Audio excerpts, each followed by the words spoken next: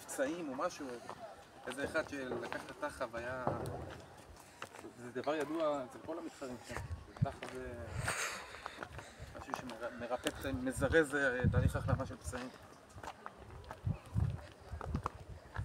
אתה רואה אותם נלחמים בחיות נגיד עכשיו... איזה יפה פה. איזה נוף. אחד הדברים הצליח לדוג דגים. בוא נגיד הצליח לדוג עכשיו 5 דגים. עכשיו 5 דגים האלה יכולים לקיים אותו עכשיו שבועיים. בסדר? עכשיו, הוא לא יכול להשאיר את הדגים ככה. צריך... אם זה בחוג הארקדי,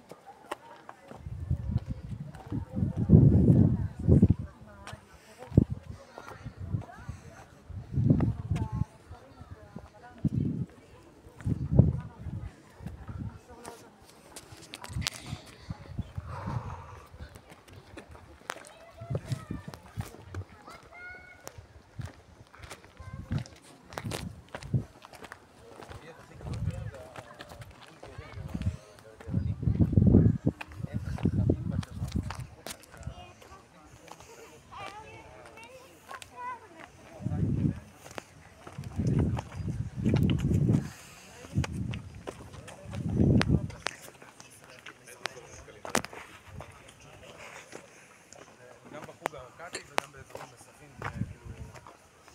לא מושלמים.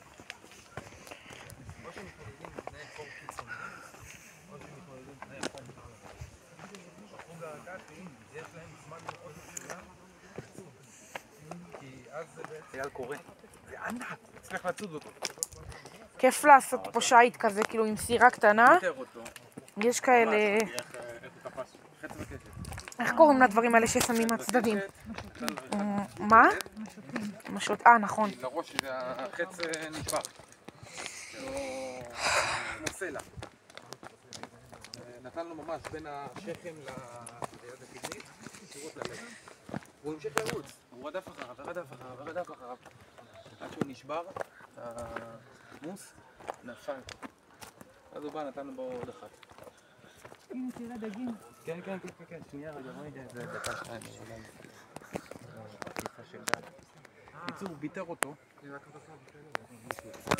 במהלך התקופה, החיות חגגו עליו דום, בא לגנוב ממנו את האורן.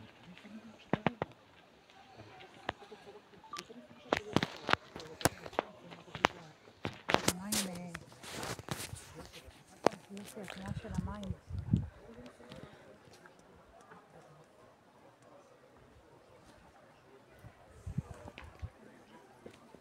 איזה מזג אוויר נעים, אה? אפשר להמשיך להתקדם. מה